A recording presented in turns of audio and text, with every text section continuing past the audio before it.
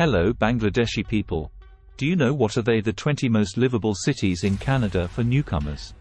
A recent study by the Globe and Mail evaluated and ranked the most attractive cities for newcomers in Canada. The assessment considered factors such as the ease of community integration, accessibility to essential amenities, and the availability of affordable housing. The rankings specifically targeted individuals who have immigrated to Canada within the last 5 years. Gathering information from 439 cities nationwide, each with a population exceeding 10,000, the Globe conducted a comprehensive analysis. The assessment encompassed 43 variables distributed across 10 essential categories crucial for individuals contemplating a move to a new city. These categories include economy, housing, demographics, healthcare, safety, education, community, amenities, transportation, and climate. The ranking is as follows. 1. Pitt Meadows, British Columbia. 2. Victoria, British Columbia. 3. Winnipeg, Manitoba. 4. North Vancouver, British Columbia. 5. Saanich, British Columbia. 6. Wellesley, Ontario. 7. Burlington, Ontario. 8. Regina, Saskatchewan. 9. Delta, British Columbia. 10. Maple Ridge, British Columbia. 11. West Vancouver, British Columbia. 12. Oak Bay, British Columbia. 13. Abbotsford, British Columbia. 14.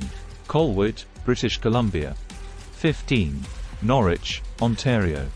16. Parksville, British Columbia. 17. Fort St. John, British Columbia. 18. Port Coquitlam, British Columbia. 19. Middlesex Centre, Ontario. 20. Coldstream, British Columbia. The study recognized specific categories, like housing, as more influential in individuals' community selection process and assigned greater importance to these categories compared to less significant ones, such as climate.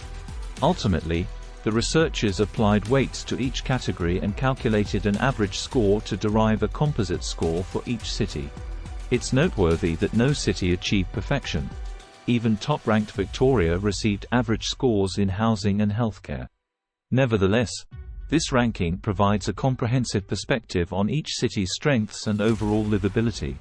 An in-depth examination of the categories and variables. The economy category evaluated a city's financial well-being through an assessment of the job market, income levels, taxes, and overall economic stability. Cities such as Oak Bay, Colwood, Norwich, Middlesex Centre, and Port Coquitlam demonstrated an unemployment rate below 6%. In the housing category, the evaluation focused on the affordability and accessibility of housing options for seniors. Parameters included the average value of primary real estate, property tax, household dwelling expenditure, and senior housing per capita. Demographics examined a city's stability and sustainability in population growth, diversity, and cultural richness. The Globe utilized a diversity indicator index based on 3 variables: the percentage of the population with a mother tongue other than English or French, the percentage of first or second generation immigrants, and the percentage of the population representing visible minorities. Cities like Port Coquitlam, Abbotsford, West Vancouver, Delta, North Vancouver, and Winnipeg exhibited higher diversity than the Canadian average. Regarding healthcare, the Globe assessed the accessibility and quality of healthcare services, along with residents' general perception of their health status. Indicators included the proportion of the population able to receive immediate care for minor problems within 3 days and the percentage with a regular healthcare provider. Notably, over 88% of the population in Maple Ridge, Pitt Meadows, and North Vancouver had a regular healthcare provider. In the safety category, the study examined the likelihood of crimes and residents' overall confidence in public safety. Wellesley stood out with a crime rate 88% lower than the Canadian average, the lowest among all cities. Other cities with lower crime likelihood than the Canadian average included Pitt Meadows, North Vancouver, Saanich, and Burlington.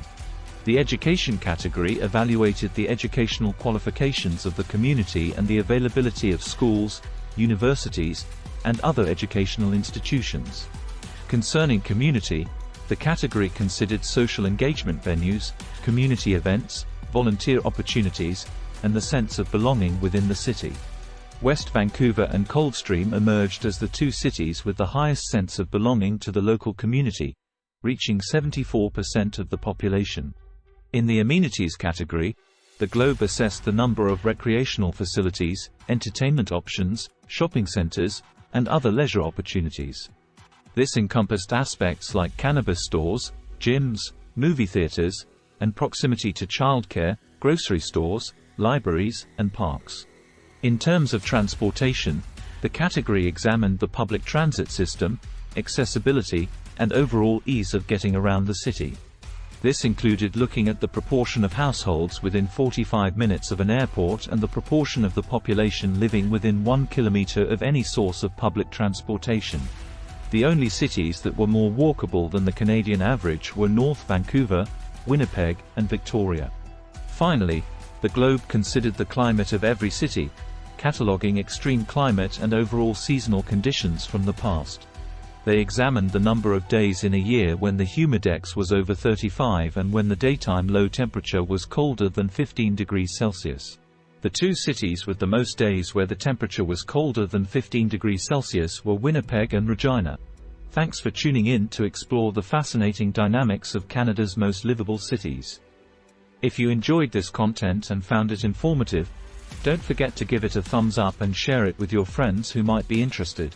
For more insights on immigration, travel, and lifestyle, make sure to subscribe to our channel and hit the notification bell so you never miss an update. Your support means the world to us, and we look forward to sharing more exciting content with you. Drop your thoughts or suggestions in the comments below, and let's keep the conversation going. Until next time, stay curious and stay connected. Cheers!